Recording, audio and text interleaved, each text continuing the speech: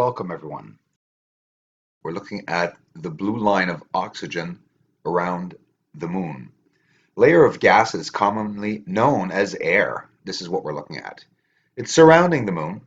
It's retained by the moon's gravity. The atmosphere of the moon protects life on the moon by absorbing ultraviolet solar radiation, warming the surface through heat retention, greenhouse effect, and reducing temperature extremes between day and night. There is no thousands of degrees in the morning and minus degrees at night. It is regulated. So, very interesting information.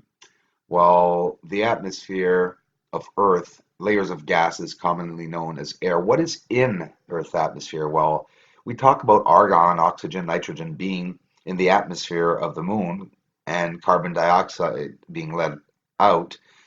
I believe this is due to photosynthesis. Because on Earth, we have 78.09% nitrogen, 20.95% oxygen, 0.93% argon, 0.04% carbon dioxide, which is produced by the photosynthesis, and small amounts of other gases.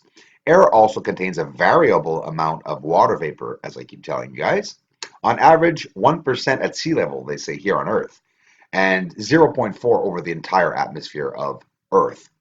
The air content and atmospheric pressure vary at different layers, and air suitable for use in photosynthesis by terrestrial plants and breathing of terrestrial animals, us, is found only in Earth's troposphere and in artificial atmospheres.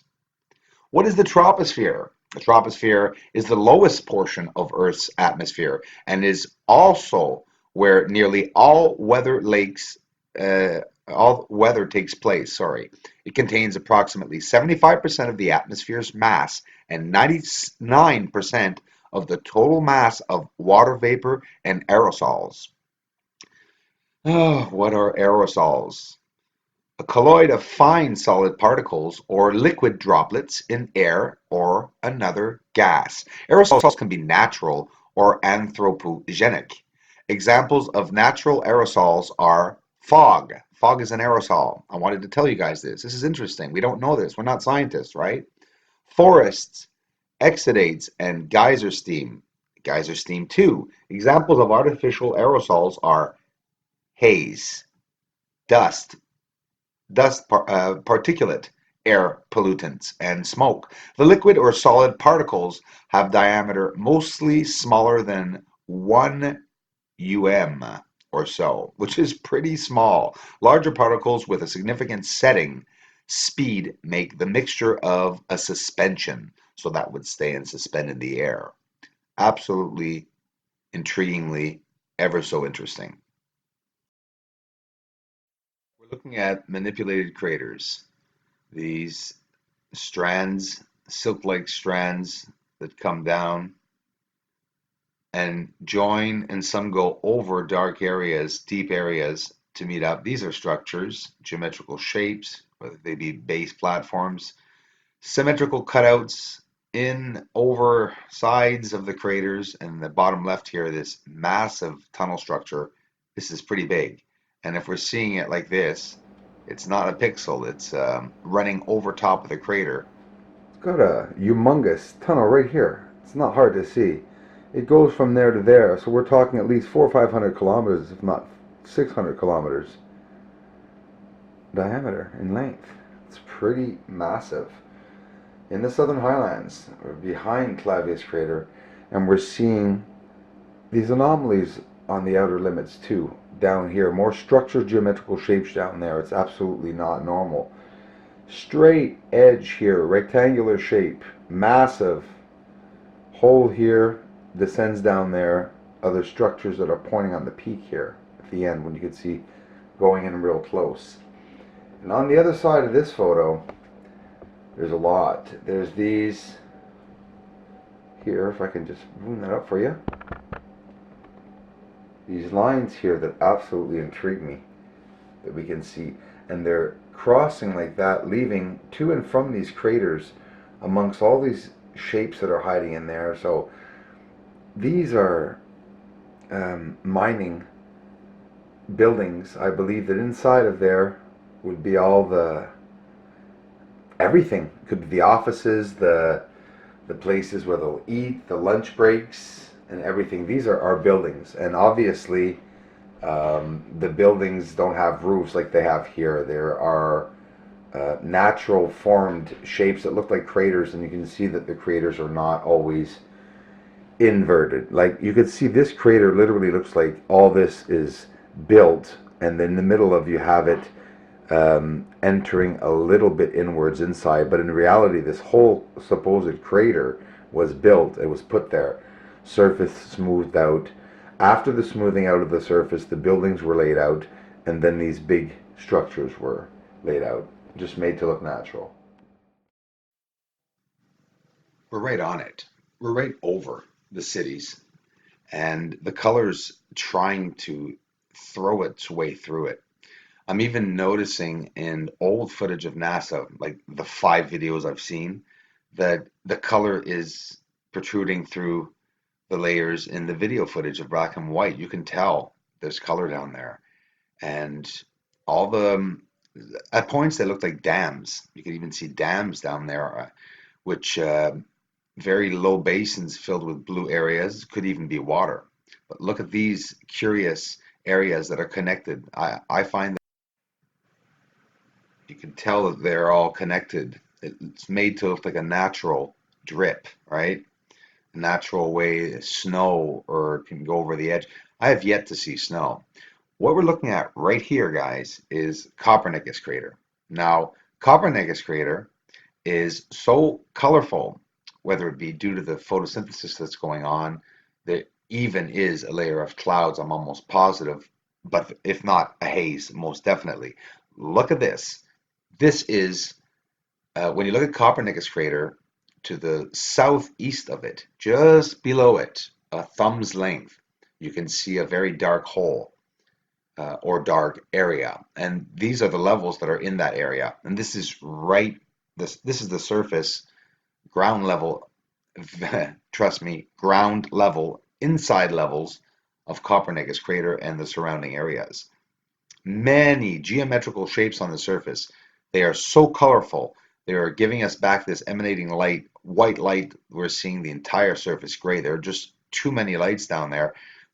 We need ways of filtering the surface so we can properly see the surface, like I'm doing right now, because this is just amazing. The levels are there. NASA knows it, and they know what I'm showing right now. How do you like that, guys? X-ray and infrared, this is what we're doing. We're doing it like the big boys are doing it. NASA. And this is how they're finding through different wavelengths surface objects, structures, and also biological creatures in space, I believe it. Very green Copernicus crater with the many connections and piled structures illuminated through photosynthesis and the haze, natural aerosols. We know now natural aerosols, meaning clouds, haze, carbon dioxide. We have interference from water molecules, atmosphere, the photosynthesis, the oxygen blue line around the moon. So now we're getting a better idea of why we're having problems to see the surface. It's not just getting the surface, it's understanding ways of filtering now that we know what is interfering with the surface. You must have all heard that they were interested in mining helium-3. Well, now, why would they want to do that unless it was for nuclear bombs? You guys, listen to this. Helium-3 occurs as a primordial nuclide. It escapes from the Earth's crust. It goes up into the atmosphere and it goes out into outer space. Over millions of years it's been doing this. Helium-3 is also thought to be a natural nucleogenic and cosmogenic nuclide. One produced when lithium is bombarded by natural neutrons, which can be released by spontaneous fission and nuclear reactions with cosmic rays. Some of the helium-3 found in the terrestrial atmosphere is also a relic of atmospheric and underwater nuclear weapons testing. Shipbound periodically release some helium-3 and tritium. into the atmosphere. The nuclear reactor, we all know Chernobyl, right? It released a huge amount of radioactive tritium into the atmosphere. We've all heard of Chernobyl, right? The nuclear reactor disaster released a huge amount of radioactive tritium. It was produced into the atmosphere, and smaller accidents produce the same thing, like helium-3 and the tritium. But this was deliberately produced in national arsenal nuclear reactors by the irradiation of lithium-6. The tritium is used to boost nuclear weapons, and some of this inevitably escapes during its production, transportation, and storage. Hence, helium-3 enters the atmosphere both through its direct release and through the radioactive decay of tritium. The abundance of helium-3 is thought to be greater on the Moon than on Earth, having been embedded in the upper layer of regolith by the solar wind over billions of years. Yeah, what, billions of years, or did Chernobyl cause this? Billions of years? So what, were they exploding nuclear bombs billions of years ago? So in the regolith on the surface of the moon, they're finding the tritium. And tritium is lithium 6 that's created by the bombardment of the lithium with the protons or atoms or whatever, the hydrogen, whatever's going on, and causing helium 3. Um, Helium 4 exists, maybe not on the moon, but they exist through processes. You can look that up. Copernicus is there. And right here in this black spot, it's not black, but the dark area, there are so many structures, so green, purple, and yellow. All the colors of the rainbow are around Copernicus Crater. And notice how very white it is on a telescope when you're there. It's not white at all. And that light that we're seeing that's reflective are these illuminated structures that are the colors of the rainbow. Once again, entirely around Copernicus.